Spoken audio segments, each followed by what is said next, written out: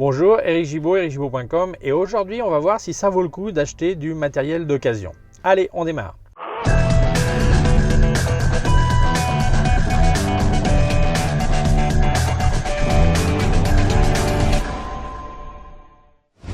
Alors c'est une question qu'on me pose souvent, on me dit est-ce que ça vaut le coup d'acheter du matériel d'occasion, est-ce qu'il y a des risques, comment ça se passe et tout ça. Moi je vais dire oui, ça vaut le coup, mais on va voir un petit peu la partie risque. Alors pour moi il y a deux parties risques. Une partie c'est la partie sécurité, paiement et réception de la marchandise, et l'autre c'est la marchandise en soi, est-elle en bon état, fonctionne-t-elle et tout. Alors la sécurité du paiement et tout ça. Alors prudence, la clé c'est prudence. Parce qu'il y a deux types d'escrocs. Il y a l'escroc vendeur et l'escroc acheteur. Alors l'escroc vendeur, eh bien c'est le mec qui tout simplement va te vendre un truc et ne va jamais te l'envoyer parce que ce truc il ne l'a jamais eu entre les mains. Alors là, il faut faire attention, essayer d'analyser le produit, voir s'il a mis des annonces ailleurs, si le prix par exemple, moi quelquefois je me souviens j'avais vu sur le Bon Coin un Leica M10 à 3 000 €, évidemment un appareil qui vaut 7 000 € et à ce moment-là ça faisait un mois que c'était sorti chez Leica, ça ne pouvait pas être à la moitié du prix, c'était évidemment une escroquerie, donc il ne faut pas croire au miracle non plus, quoi. Et donc c'est pas forcément des escroqueries, quelquefois il y a des gens qui ont besoin de vendre rapidement, donc le prix est assez bas, mais il faut s'informer. Qui vend, pourquoi il vend, d'où il est ce mec, ce vendeur, tout ça. Si c'est sur Facebook, essayez d'avoir des références. Est-ce qu'il y a d'autres gens qui lui ont acheté? Est-ce qu'il est sérieux? Est-ce qu'il n'est pas sérieux? Quel genre de photo il fait? Est-ce que vraiment c'est son business? Voilà. Parce que les escrocs, en fait, ils vont escroquer aussi bien pour vendre un appareil photo que pour vendre n'importe quoi. Ce qu'ils cherchent, c'est le pigeon, c'est pas un matériel. Puisque le matériel n'existe pas, souvent c'est des photos qu'ils ont volées ailleurs qu'ils mettent sur l'annonce. Et bien évidemment, ils vont te vendre ce qu'ils veulent, ils s'en foutent, quoi. C'est pas un problème. Voilà, donc faites très attention à ce niveau-là, référence. Alors quand c'est un vendeur, t'envoies l'argent et tu reçois jamais. Alors envoie l'argent, il y a 1000 manières.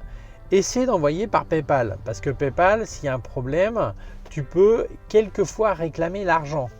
Mais c'est pas si simple que ça. PayPal donne pas mal de garanties à travers de eBay. Mais quand c'est de personne à personne, c'est pas forcément simple. Ok, donc c'est toujours compliqué. Moi, je pense que quand à partir d'une certaine somme, c'est mieux du main à la main, quoi. Si tu peux voir la marchandise et donner l'argent si ça te plaît, c'est quand même moins risqué. Voilà. Mais ça ne veut pas dire, il y a des produits que tu ne peux pas trouver, par exemple, en appareil photo argentique, il y a énormément de trucs super au Japon et tu peux les acheter à distance. Mais enfin, souvent, c'est des gens qui ont des super références qui vendent ça. Donc, tu n'as pas de problème. Et sur eBay, par exemple, des gens à distance. Sur eBay, c'est clair, hein, celui qui a moins de 99,98%, moi, je lui achète pas. Pourquoi? Parce qu'il a forcément eu des ennuis. Donc, c'est vrai, genre, mais quand même presque 100%. Non, mais sur eBay, si tu es en dessous de 98%, tu prends un risque important. C'est simple. Surtout s'il fait beaucoup de business, quoi. S'il en fait peu, il a eu pas de chance un jour. Mais sinon, bon. Alors, après, les autres escrocs, alors ça peut surprendre, c'est les escrocs acheteurs. Tu dis, mais attends, mais alors si toi tu vends tu n'es plus acheteur mais tu es vendeur, tu es un escroc acheteur. Et c'est comment ça, un escroc acheteur? Parce que s'il ne m'envoie pas l'argent, je ne vais pas lui envoyer la marchandise, donc il ne va pas m'escroquer. Et ben, peut-être que si. Parce qu'en fait, il y a des gens qui font des faux paiements, t'envoient la marchandise et le paiement après, il n'existe plus. Il n'existe pas, il a peut-être même jamais existé. Alors le mec qui dit c'est bon, je viens de faire le paiement par PayPal, mais ça dit que ça va mettre 5 jours pour que tu la vois. Mais je t'envoie déjà la capture d'écran, donc tu vois, tranquille, il n'y a aucun problème et tout. Voilà, hein. Et toi, tu réfléchis pas, tu envoies la marchandise. Ah bah ouais, mais ça c'est tout faux. Parce que si PayPal t'a payé, tu as déjà les sous sur ton compte PayPal. Et si c'est bloqué, PayPal t'indique n'envoyer aucune marchandise, on en instance de vérifier que le paiement est correct. Hein? Parce que moi ça m'est arrivé, PayPal dit bon attendez 24 heures, après 24 heures vous pouvez envoyer la marchandise. Donc le mec qui te raconte cette histoire de capture d'écran, c'est du bidon. Autre truc qui peut arriver, c'est le mec, alors là ça m'est arrivé mais pas au niveau de marchandise, au niveau de service. Un mec qui me contacte, il voulait des cours de photo pour son fils. Et il me dit voilà, j'ai des cours de photo pour mon fils, il va être en vacances là, combien ça coûterait? Alors, je lui dis un prix et tout. Il dit ok, je vous envoie un paiement. Et par la poste, il m'envoie un chèque. Et le chèque, il avait un zéro de trop. Alors je le contacte, j'ai écouté, là, il y a un zéro de trop. Ah mince, c'est ma secrétaire qui s'est gourée, parce qu'en plus il faisait le milliardaire, qui s'est gouré. Ben, si vous voulez, renvoyez-moi la différence et puis c'est bon, quoi. Alors, moi, la trois quarts des gens, ils mettent le chèque à l'encaissement. La banque leur dit, c'est bon, vous avez les sous. Même si tu as une bonne entente avec ta banque, tu as les sous immédiatement. Toi, tu renvoies la différence. Mais la banque, en fait, ils t'ont avancé l'argent. Ils n'ont pas vérifié qu'il y avait les sous. Et puis, une semaine plus tard, ils disent, ouais, mais le chèque, il était en bois, là. C'était un faux chèque. Donc, en fait, on reprend vos sous. Mais toi, non seulement tu ne reçois pas les sous qu'ils t'avaient donnés, mais en plus, tu as envoyé 100, 200, 300, 400 euros, qui était la différence. Et tu as tout perdu. Alors moi, quand ça m'est arrivé, j'ai pas mis le chèque à l'encaissement, je suis allé voir la banque, j'ai écouté, j'ai reçu ce chèque, mais il y a une histoire bizarre. Ils ont vérifié et dit, ah oui, non, mais ce compte est annulé, d'ailleurs il est en train de faire une escroquerie. Il y a quand même une vingtaine de personnes qui ont déjà succombé à ces histoires et qui ont perdu de l'argent. Donc moi, j'ai pas mis le chèque à l'encaissement, j'ai ni perdu des frais, ni rien, ni des sous, ni rien. Voilà, mais il y a un paquet de gens qui se sont fait avoir. Ou les histoires bizarres, je te fais le paiement, mais tu dois envoyer l'appareil photo, je sais pas où. Mon cousin qui est au Nigeria. Et puis finalement, c'est un faux paiement, une embrouille et tout ça. Voilà, donc si toi tu vas vendre, problème aussi. Alors, maintenant, tu as pris tes précautions au niveau de l'achat, on va aller voir au niveau du matos. Alors là, au niveau matos, il y a deux types de matériel. Le matériel qui est encore en garantie et le matériel qui n'est plus en garantie. Alors, celui qui est encore en garantie, alors ça dépend des pays, mais ça peut être 1 an, 2 ans, même il y a des extensions de garantie de 3 ans, 5 ans, il y a de tout, quoi, voilà. Là, c'est important. Beaucoup de contrats de garantie sont nominatifs, c'est-à-dire que toi, tu as acheté un produit, il te donne une garantie de 2 ans. Et quand tu le revends, tu dis au mec, ah ouais, mais il y a encore 1 an de garantie. Lui, tout content, il l'achète. Puis 6 mois plus tard, l'appareil photo flanche. Il envoie ça chez le fabricant. Le fabricant dit, envoyez-moi la facture originale. Toi, tu lui avais donné avec l'appareil photo. Et puis, il te dit, ouais, mais c'est pas bon là. C'est plus en garantie. Mais si, encore 1 an. Ah ouais, mais c'est une garantie nominative. Vous n'êtes pas l'acheteur. Et là, tu n'es pas en garantie. Et tu pensais que tu y étais. Alors, suivant les marques, il y a certains qui permettent de faire la garantie n'importe qui. Autre, la garantie c'est nominative et inchangeable, intransférable. Et d'autres c'est nominatif mais tu peux signaler un changement de propriétaire et donc la garantie continue. Alors c'est indispensable que ça soit ou le premier cas ou le troisième parce que si c'est pas transférable, sauf si tu l'achètes à la famille ou un ami puis il y a un problème et lui il peut le renvoyer ou elle peut le renvoyer chez le fabricant à son nom comme si c'était toujours à lui, là il n'y a pas de problème. Mais sinon pour localiser le mec qui te l'a vendu et tout ça, je te raconte pas le travail, quoi. Donc ça c'est très important de t'informer avant. Beaucoup d'appareils photo te permettent de faire un enregistrement en ligne sur le site web du fabricant de que tu es le propriétaire. Bon, faut voir si tu peux faire une modification de ça, que le nouveau propriétaire est telle personne. Donc ça, c'est super important, la garantie. Alors si c'est en garantie, après tu regardes, on verra quand je parle après de vérifier que le matos marche bien. Donc voilà. Maintenant, on va parler du matériel qui n'est pas en garantie. Alors pour moi, c'est simple.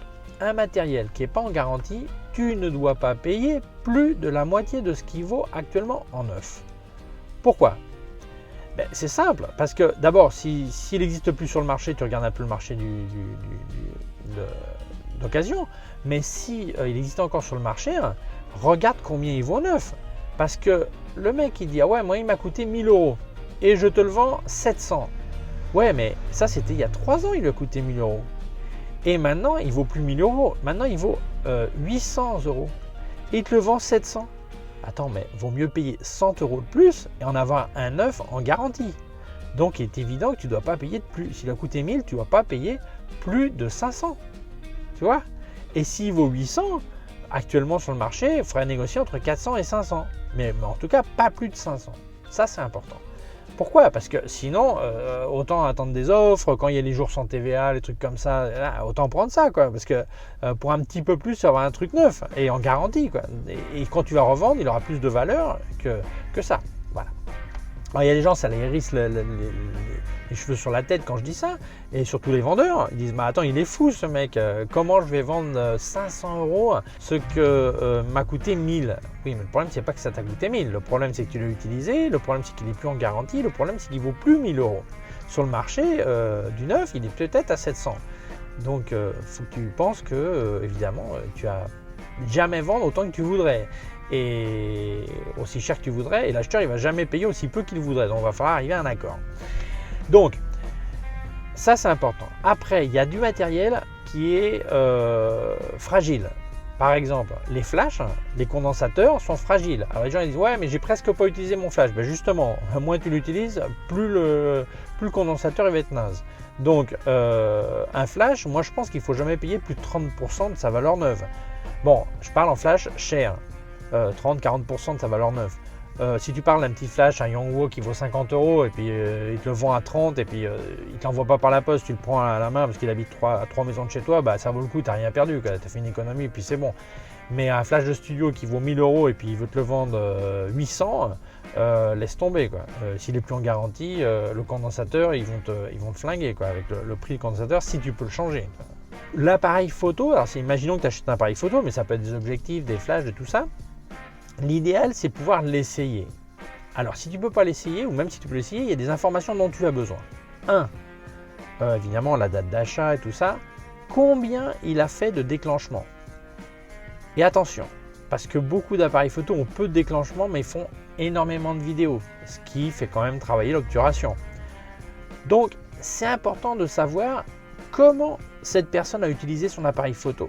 C'est pas la même chose quelqu'un qui a fait 100 000 déclenchements à vitesse lente, ou un 125e ou un 60e, qu'un mec qui a fait que de la rafale ou un 8 millième de seconde. L'appareil photo mécaniquement a morflé sérieux Donc le mec qui a fait la photo d'action, truc comme ça, l'appareil est sans doute beaucoup plus à risque d'avoir une case d'obturateur qu'un appareil qui a fait de la photo de paysage par exemple. Voilà. Photo de paysage, s'il n'a pas pris la pluie, s'il n'a pas pris trop d'humidité, faut voir. Mais enfin, au niveau mécanique, c'est important. Donc, le mec qui va te le vendre, essaie de savoir pourquoi il vend, essaie de savoir comment il utilisait son appareil. Alors maintenant, de nos jours, tout le monde a des réseaux sociaux, donc profites-en, regarde, dis tiens, tu as Facebook, regarde son Facebook, le genre de photos qu'il publie, ça va te donner une idée du genre de photos qu'il fait, et ça va donner une idée de l'utilisation. Il y a des gens aussi qui ont peu de déclenchement, mais ils ne soignent pas du tout leur matériel, le sac, ils jettent dans le fond du sac, mais ça normalement tu vas le voir parce qu'il y a des rayures, des trucs comme ça et tout ça. Voilà. Donc là, c'est les précautions mécaniques, avoir toute cette info, tout ça, pour faire une évaluation de la valeur. Mais la valeur, ça va être souvent assez dur de négocier. Et c'est pas forcément intéressant de négocier. Si par exemple tu te rends compte que le truc il est forcément presque mort, même si c'est un super prix, ça t'intéresse pas forcément. Même si le mec il voulait te le donner, ça trouve tu le prendrais pas. Donc c'est presque plus important de savoir tout ça avant de négocier le prix. Après le prix, il faut être patient. Alors si tu es vendeur, sois patient. Si tu veux vendre un certain prix, sois patient. Il y a un mec qui sera intéressé par ton explication de pourquoi tu es peut-être plus cher que les autres. Et si tu es acheteur, sois patient aussi, parce que tu t'es fixé un prix maximum dans ta tête et dans ton budget, et sois patient jusqu'à trouver l'appareil qui correspond. Et sois flexible, sois prêt à dire bon, c'est pas exactement le modèle que je cherchais, mais le modèle précédent ou le suivant, c'est ok quand même et tout. Et là, faut pas oublier que faut que tu tiennes en compte, puisque c'est un appareil qui est plus en garantie, les casses possibles. Et là, il faut que tu fasses une évaluation si ça vaut le coup ou pas. Moi, je pense que plus l'appareil est cher en valeur neuve ou plus un haut de gamme, plus ça vaut le coup. Par exemple, tu prends un Canon 5D Mark III. Changer un obturateur, ça coûte entre 350 et 500 €. Mais des 5D Mark III, tu en trouves maintenant à moins de 1000 €. Donc, même si l'obturateur il cassait et tu payais 400 €, 450 € pour le changer, ça te fait un appareil à 1400 €. Et c'est l'avant-dernier appareil, le dernier c'est le 5D Mark IV par exemple, tu vois. Ou par exemple au lieu d'un Nikon D850, tu as le D800 ou le D810 à un bon prix, tu dis attends, ça vaut le coup quand même si je dois changer l'obturateur. Parce que beaucoup de gens confondent, ils pensent que l'appareil meurt avec la case de l'obturateur. Et c'est faux. Ils te disent bon, estimation 100 000 déclenchements. Et l'appareil il est à 100 000 même si l'obturateur il casse. D'ailleurs, souvent, ils durent beaucoup plus longtemps que ce qu'ils annoncent, quelquefois moins, hein, puisque c'est pas une garantie, sinon c'est une annonce, une estimation, une espérance de vie, quoi. Quand on dit que tu vas vivre jusqu'à 75 ans, ça se trouve à 50 c'est fini, ou à 90 t'es encore là, quoi. Donc là, c'est pareil. Donc, je pense que tu as des opportunités si tu as toutes les données en main et savoir jusqu'à combien tu peux payer. Par exemple, celui qui dit non, mais un 5D Mark III, je vais te le vendre à 1500, il est super et tout, il a que 100 000 déclenchements. Parce qu'en principe, il y a une espérance de vie de 150 000. Tu dis, attends, 150 000, combien je fais de photos moi? 50 000, il me reste. Si la théorie marche et puis qu'il claque vraiment à 150 000, ça ne durera plus longtemps, mais à 150 000, 50 000, moi j'en fais 10 000 par an, j'en ai pour 5 ans, c'est bon. Mais si c'est ce que tu fais dans l'année, là, c'est pas un super truc parce que l'obturateur cassera, tu vas rajouter 400 ou 500 euros de réparation, donc ça te fait un appareil qui t'a coûté 2000. Donc pour plus, tu avais un Mark IV, quoi, mais tu avais peut-être le coup de payer, quoi. Donc il faut vraiment négocier sec. Faut vraiment négocier sec. Et après, les objectifs, c'est pareil. Les objectifs, il faut essayer de les voir. Parce que les gens, quand ils disent « Ah, mais pratiquement neuf », attends, il y a des mecs pratiquement neufs, tu vois l'appareil, tu penses qu'il vient de sortir de l'usine. Et c'est vrai, il est neuf. Mais il y a d'autres pratiquement neuf dans sa tête. Parce que tu le vois, il est rayé, il a des pètes, des trucs, des usures, des trucs. Non, il faut essayer d'avoir en main. Après, je reviens en arrière sur la sécurité des escrocs. J'aurais dû le mettre avant, mais enfin bon, je reviens dessus. Si quelqu'un est à distance et tu peux pas aller voir l'appareil, parce que je disais que c'est toujours mieux de l'avoir en main, essaie toujours de dire « Ah, mais justement, dans ma ville, j'ai un cousin qui habite là, il pourrait aller le voir. » Si c'est un escroc, il va toujours dire que c'est pas possible, que lui, il est en voyage, que ceci, il va t'inventer n'importe quoi. Sinon, le mec, il dira « Aucun problème, ton cousin peut venir et puis il le verra lui-même. » Voilà. Donc ça te donne cette... Puis finalement, si tu vois vraiment qu'il y a confiance, il dit « Bon, ben non, finalement, mon cousin peut pas y aller, envoie-moi le matos. » Voilà, ok. Je ferme la parenthèse. Ok, donc au niveau de l'appareil, essaie de l'avoir en main, d'essayer si tu peux. Laisse-le essayer. Demande à ce que tu puisses essayer l'appareil, emmène ta carte mémoire, fais des essais, tout ça. Alors, pour conclure, est-ce que ça vaut le coup d'acheter d'occasion? Moi, je dis oui. Moi, j'ai acheté beaucoup de trucs d'occasion, j'ai pas eu de problème. Je pense que ça vaut le coup. Parce que je vois plein de gens qui veulent absolument, surtout ceux qui démarrent, qui disent moi je vais acheter, je vais démarrer. Il va acheter le réflexe de base à 400 euros. Mais un réflexe de base à 400 euros, si tu as 400 euros, il y a des réflexes, le niveau juste au-dessus dans la gamme ou 2 gammes au-dessus, mais 2 ans plus vieux. Et ils font plus de choses que l'actuel de base que tu achètes. Donc si tu as 400 euros, autant acheter, un exemple concret, par exemple, tu dis, moi je veux acheter le dernier 3500, le D3500 de Nikon, et il coûte X, je sais pas combien il coûte, eh bien autant acheter le 5200 d'occasion, qui va sans doute te coûter la même chose, mais qui fait plus de trucs. Alors n'oublie pas, ne te laisse pas bouffer la tête aussi pour la résolution et dire « Oh non, il y a plus de résolution ». Ça fait 5, 6 ans, 7 ans que tous les appareils de résolution suffisante. Si ça a plus de 13 millions, 16 millions de pixels, c'est bon, t'inquiète pas. C'est pas parce que le dernier en a 24 et puis celui qui voulait te vendre de 4 en a 20, c'est bon quand même, t'inquiète pas. Voilà. Donc, oui, ça vaut le coup. Centre-toi sur ce dont tu as besoin et surtout, quand tu vas acheter un appareil d'occasion, qui donc, en principe, sauf si c'est un modèle qui est encore courant, et le mec il le vend parce qu'il a besoin de sous, n'importe quoi, ou il achète autre chose, ou il change de marque, essaie de voir si ce n'est pas le dernier modèle de la gamme, essaie de voir si le remplaçant a des fonctions qui vont te manquer. Parce qu'en fait, souvent, on va acheter le dernier neuf pour avoir toutes les fonctions. Mais on se rend compte qu'il y a plein de fonctions dont on ne va pas avoir besoin. Par exemple, je ne sais pas, si tu fais de la photo de paysage, tout ce qui sert à de la super rafale, de la photo d'action et tout ça, tu n'en as pas besoin. Donc, vaut mieux avoir un appareil photo moins cher, s'il y a un rang dynamique correct et tout ça, que d'avoir le dernier truc pour la rafale que tu vas peu utiliser. Ou par exemple, tu dis non, mais est-ce que celui-là, il monte à 60 000 ISO? Ben ouais, mais ça se trouve, tu ne fais pas de photos qui ont besoin de 60 000 ISO. Donc pourquoi tu vas payer un plus pour quelque chose? Ou il y a des modèles qui sont sortis, ils ont simplement rajouté le Wi-Fi et le GPS. Est-ce que peut-être ça vaut le coup de payer un extra pour ça? en fait, le GPS tagging, tout le monde ne l'utilise pas, quoi. Donc, c'est pas forcément un besoin. Donc, moi, je pense que c'est important de définir tes besoins et voir si le modèle d'occasion qu'on est en train de te vendre, ça vaut le coup quand même. Et souvent, tu vas voir que ça vaut le coup d'acheter d'occasion. Eh bien voilà, c'était un petit peu long comme vidéo, mais je pense que c'est plein de trucs auxquels il faut réfléchir avant d'acheter d'occasion. Et je pense que c'est intéressant que je te le raconte parce que ça peut peut-être t'aider à regarder le marché d'occasion et pas forcément acheter que du neuf. Voilà. Si tu n'es pas encore abonné à ma chaîne YouTube, je t'invite à le faire. Il y a un bouton dessous et puis il y a une petite clochette. Si tu cliques dessus, tu recevras un avis quand je monte une nouvelle vidéo. Mon site web ericgibaud.com/fr pour la version en français. Mes cours de photographie en vidéo ericgibaud.com/fr/cours en ligne. Et si tu as une quelconque question, tu peux mettre un petit message en commentaire ou m'envoyer un email à info@ericgibaud.com. Et dessous, j'ai aussi une liste de mon matériel avec des liens sur Amazon France et Amazon États-Unis. Si jamais un truc t'intéressait et tu passes par mon lien, ça me file une petite commission. Toi, ça te coûte la même chose et moi, ça me file un coup de main. Voilà, merci beaucoup, à bientôt, au revoir.